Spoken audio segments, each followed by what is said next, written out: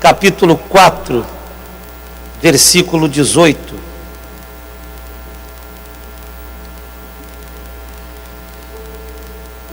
Prazer em ver o irmão Ângelo, do Mato Grosso, sua esposa. Deus abençoe, irmão Ângelo. Saudades.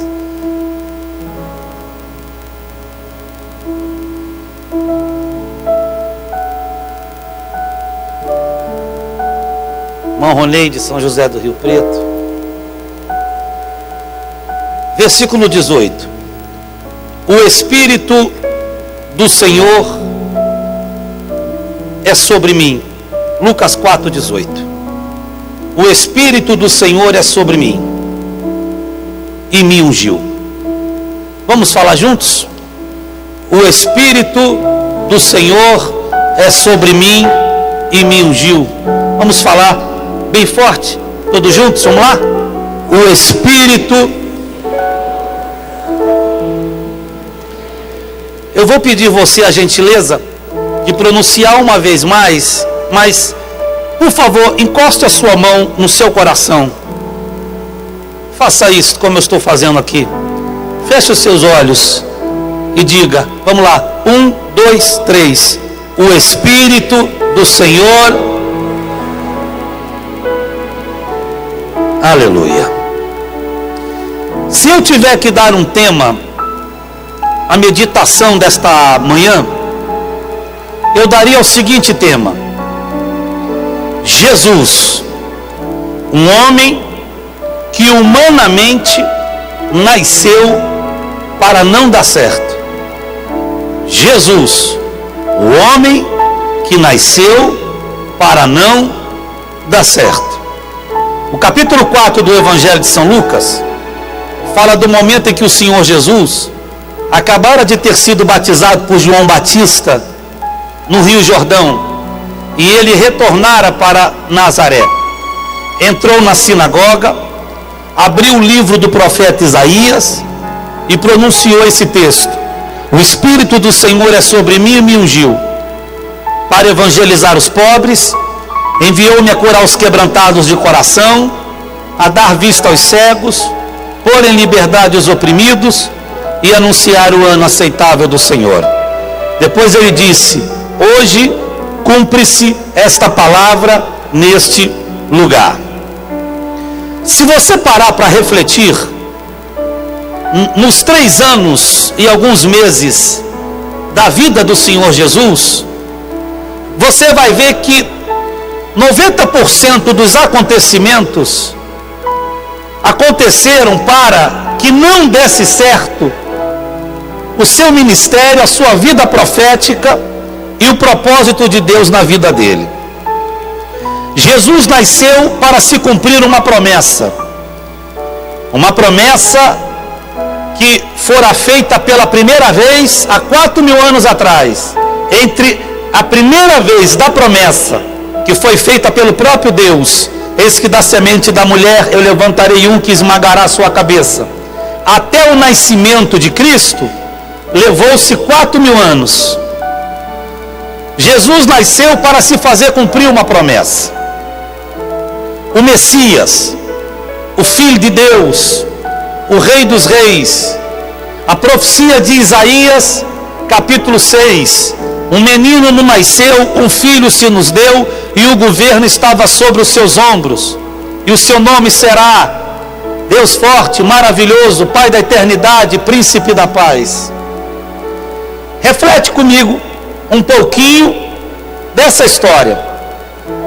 Havia uma mulher na cidade de Nazaré que o seu nome se chamava Maria, a jovem Maria. Maria, ela estava noiva de um homem que tinha por profissão ser carpinteiro, um homem chamado José. José, certo dia, ele fez uma reunião de famílias com a família de Maria e celebrou-se o noivado. O noivado, naquela época, em Israel, ele era celebrado pela assinatura de um contrato, aonde assinava pai da noiva, dizendo que iria guardar a filha para o casamento. E o noivo assinava, dizendo que ele iria embora, preparar ou arrumar um emprego e preparar uma casa. Porque o judeu, ele trabalha depois que ele plantou uma vinha, ou seja, que ele tem um emprego, e depois que ele construiu uma casa.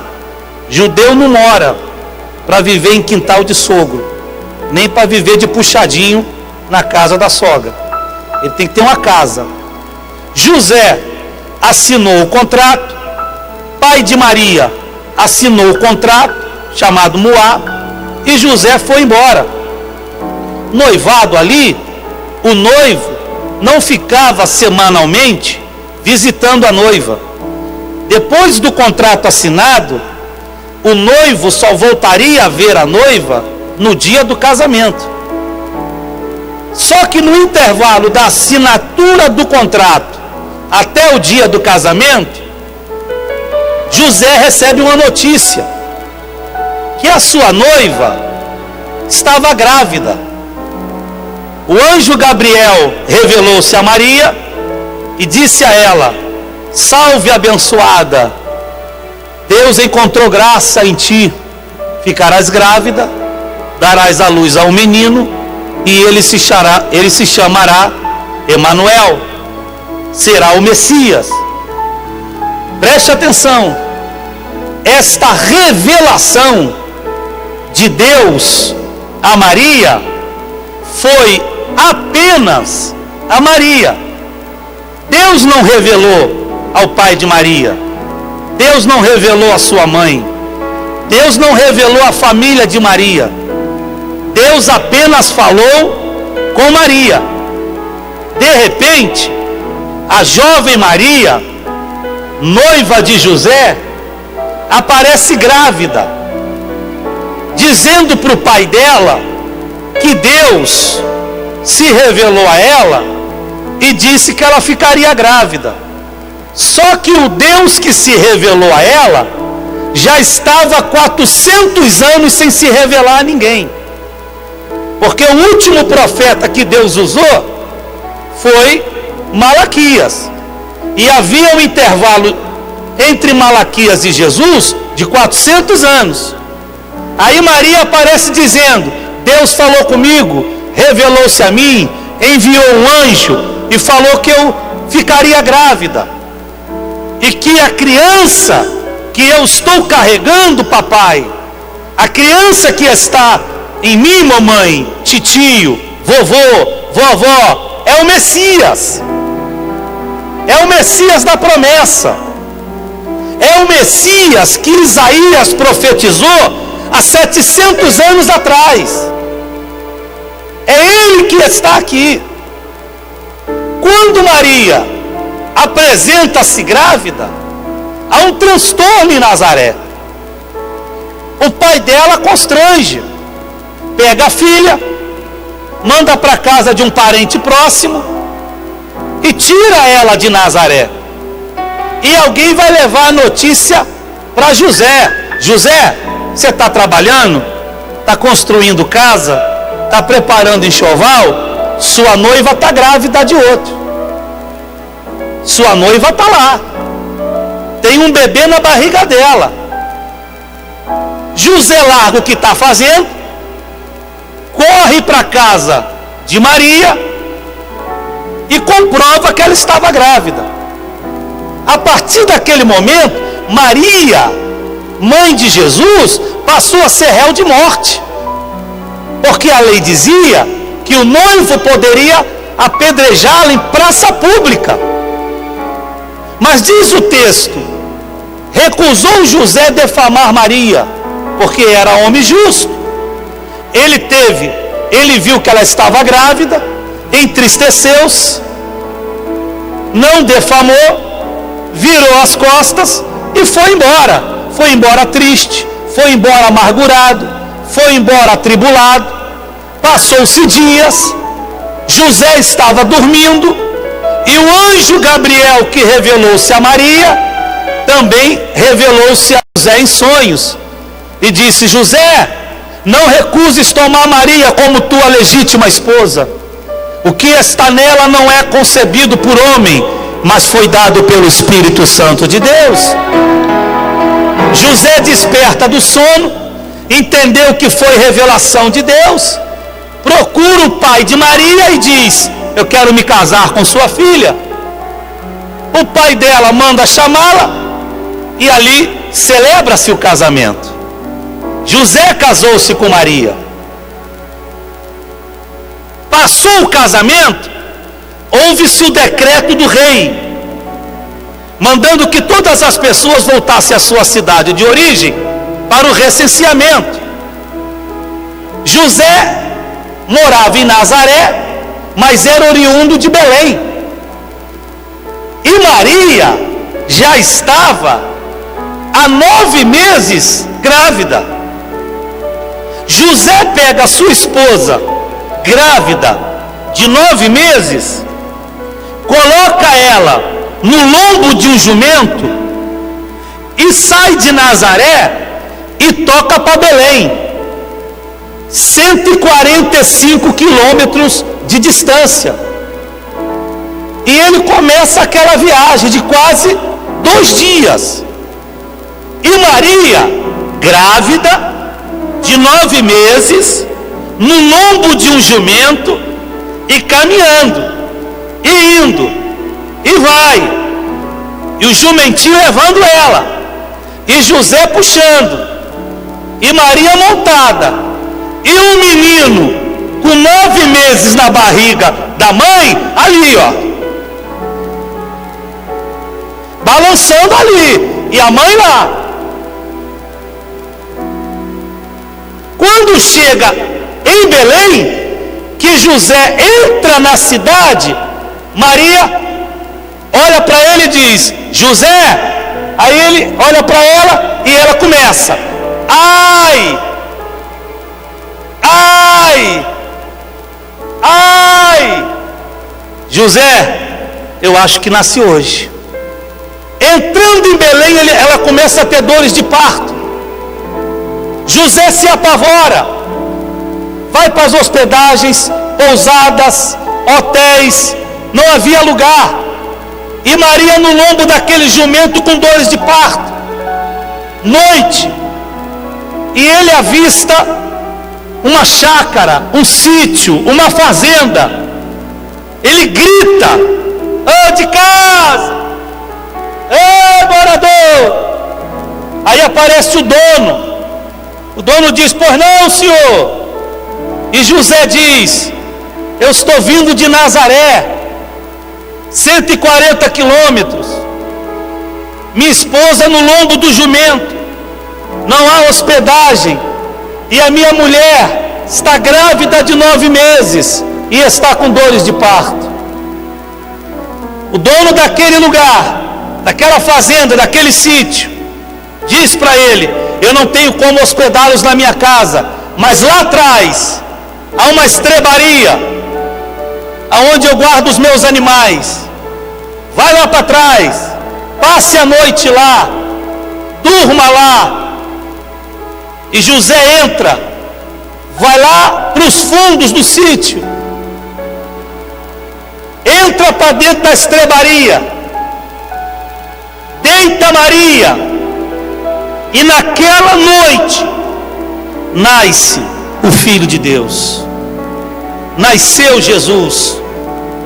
Quando Jesus nasceu, parto feito por José. Quando Jesus nasceu, José prepara uma manjedoura, e o berço de Jesus foi uma manjedoura. Queridos, estrebaria é curral. Jesus nasceu dentro de um curral. Tem fazendeiros aqui. Jesus, o primeiro berço dele foi uma manjedoura. Sabe o que é manjedoura? Manjedoura vem de manjar. É lugar aonde animal se alimenta. O berço de Jesus foi pratos que as pessoas preparavam para alimentar cavalo. alimentar bezerro. O aroma, o odor que Jesus sentiu quando nasceu foi de cheiro de animal, estrume de cavalo, estrume de bezerro. É o odor que estava ali dentro. Sabe por quê? Jesus nasceu para não dar certo. Humanamente falando, não poderia dar certo. Quando ele nasce e Maria no pós-parto, o anjo aparece para José e diz para ele: levanta, pega a criança, foge para o Egito. E José pega a sua esposa no pós-parto, põe no lombo de um jumento, só que com a criança no colo, e vai viajar 450 quilômetros de Belém ao Egito.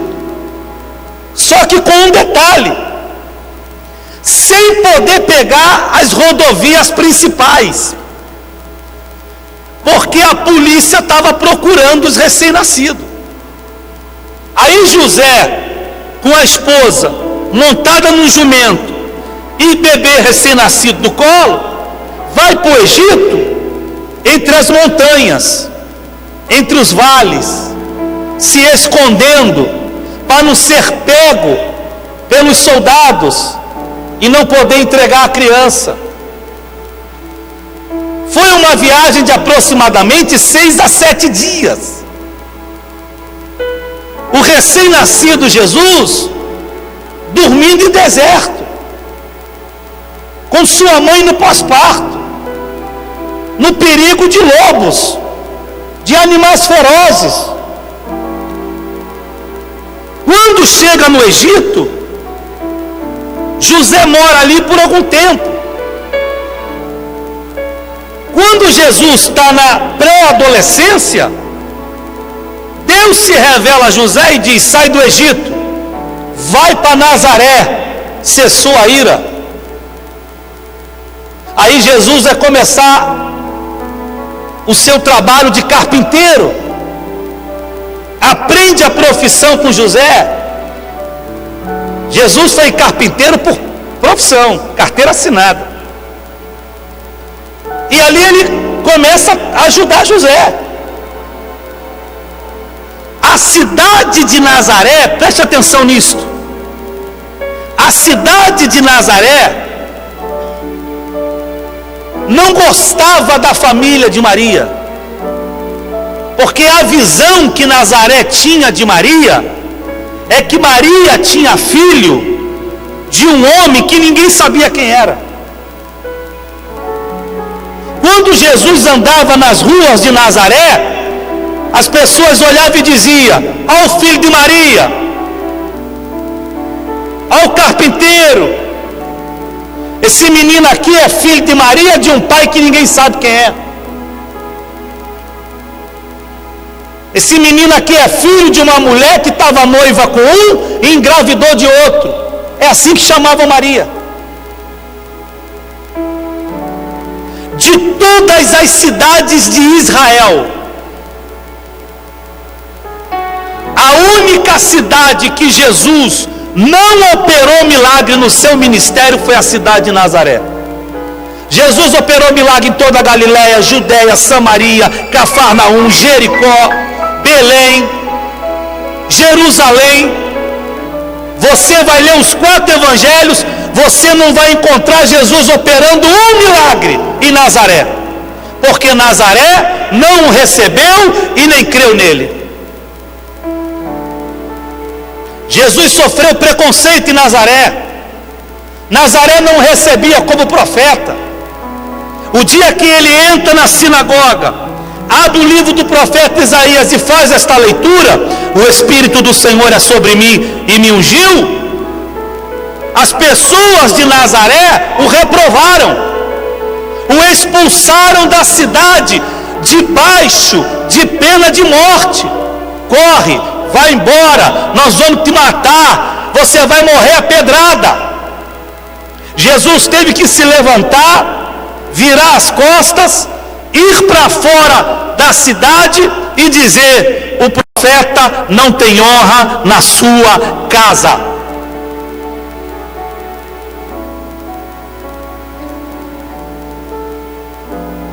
Por que é que eu estou trazendo aqui essa história e essa reflexão? Para você compreender comigo que Jesus foi um homem que, humanamente falando, nasceu para não dar certo, para não ter sucesso na sua missão, para que o propósito de Deus na vida dele não fosse dar certo. E por que Jesus deu certo?